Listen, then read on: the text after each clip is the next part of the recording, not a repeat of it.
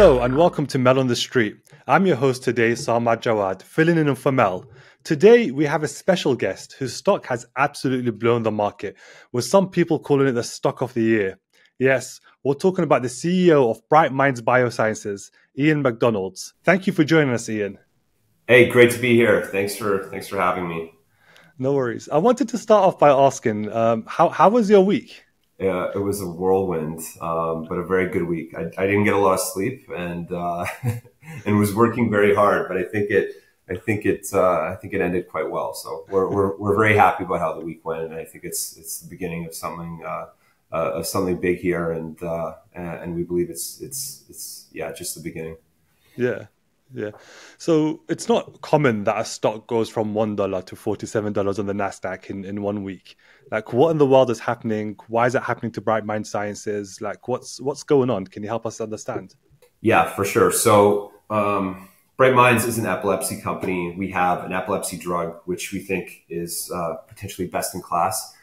And we've really been keeping our heads down, focusing on the science, and haven't been very promotional. We haven't been out in front of the market. So we've more or less fallen off of a lot of investors' radars. And while all this was going on for the past year and a half, 2 years, we had a competing company, and they have a drug which is similar in terms of the way it works. It hits the same target receptor, and that data looked great. So in January, they had some really compelling phase 2 data. And effectively, if it works for them, it should work for us, right? We hit the same target receptor. We've proven target engagement in a phase 1 study. So that story, is called Longboard Pharmaceuticals. And that story has really evolved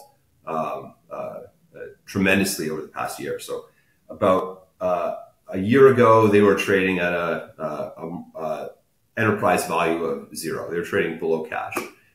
That phase 2 data really started their journey to be revalued, and that culminated on Monday in a takeout by a Danish pharmaceutical company called Lundbeck, and Lundbeck bought them for 2.5 billion cash. So when that happened, a lot of the people that we were chatting with, these are sector specialists, primarily healthcare dedicated investors. This is all they do. They said, okay, this looks like it should be trading a lot higher given what you have. This looks very similar to Longboard, which we just made a lot of money on. So I think that really, that appreciation and the market all at once seemingly coming to understand our story, and that effectively awoke a sleeping giant. And I think this was a long time coming, but was really uncovered by the market at the same time. Nice. So like in your mind, like this price spike in 1 week, it's fully justified? Yeah, I would say so. So I think if you take a look at our comp, our most close direct comp, which is Longboard, and you take a look at the other names in the space, there was a company called Zogenix, which also hit the same target receptor as a first generation drug. We're creating a next generation version of that with what we would hope to be superior characteristics. That company got taken out for around $2 billion a couple years ago. So every company seemingly with this target mechanism has been doing incredibly well in terms of the efficacy data that you're seeing in clinic, its ability to reduce seizure count.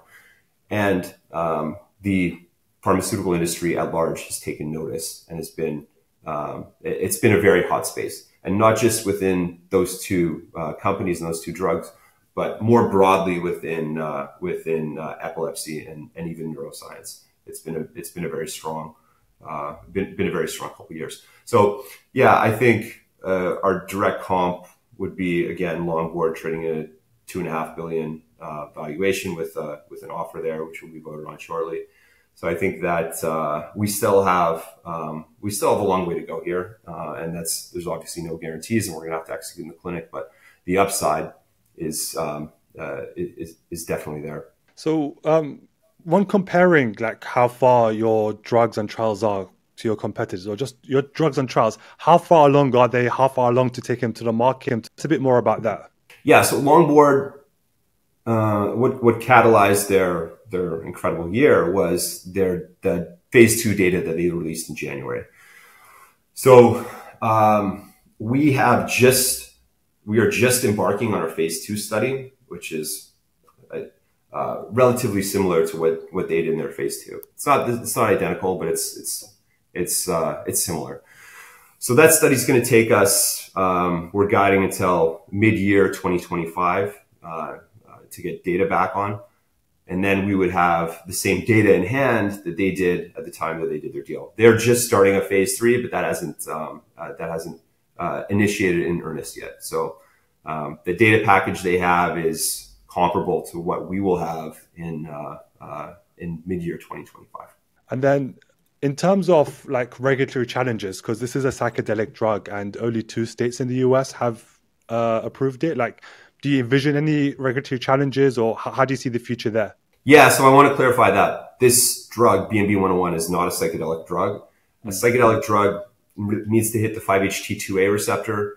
We are highly selective for a serotonin receptor called the 5-HT2C receptor. Yeah. So there's nothing psychedelic about this compound. It does not elicit a hallucinogenic response.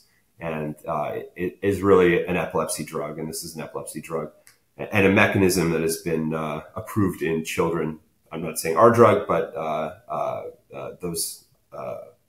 another company called Zogenix actually got a drug approved with the same mechanism for children down to 2 years old. So this is something that you certainly do not want a psychedelic response in with this patient population. And it's something that we've designed out of the drug. So in terms of like patents, walls, moats, like tell us about that. Is it patented? Are you going to get patented? Where are you at in that journey? Yeah, so our molecule is patented. We have a composition of matter patent on that compound, and that extends through 2036.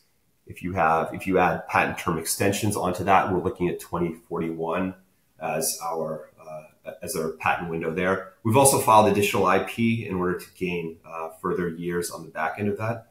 But our base case is that patent expiring in 2036. And typically you get the full 5-year extension, but obviously not guaranteed. And that will bring us to 2041. So some people on Twitter are comparing your stock to GameStop. What do you have to say to them? The key difference there is we had true fundamental buy-in. So you can take a look at our investor base, and a couple of these funds have already filed. But you have, I think, some of the marquee names within healthcare investing that have validated our company and coming in with large positions, and so large that they had to file insider reports. So I think the difference between us and GameStop is GameStop was purely retail driven. With our story, these are sector specialists who wake up in the morning, think about biotech. These are primarily MDs, PhDs, who know everything about the space. And I think they're really excited about what we have and the opportunity set that we have going forward. And then speaking like fundamentally and technically, I know you have a background in finance. Is it too late to invest in Bright Minds? I certainly don't think so. I would caution everybody to make their own investment decisions. But I think what we have is something really unique. We believe we have the best 5-HT2C molecule that's been developed, and that still needs to be borne out by human efficacy trials, which we've just started on. But I think the potential is there for a compound and for a company to really prove that. And again, our comps have traded quite well, and I think they've proved that this mechanism, the 5-HT2C mechanism that BMB-101 works on, is really life-changing for a lot of these patients. And in the case of Dravet, in the case of Lennox-Gastaut, seems to be far and away the most efficacious mechanism reducing seizures by far more than any of the other approaches. So we think this has a long way to go, and we believe that with this financing, we're well capitalized to move forward and move forward quicker than we were last week. Thank you very much for your time, Ian. We hope to speak with you soon. Thanks so much, guys. Really appreciate it.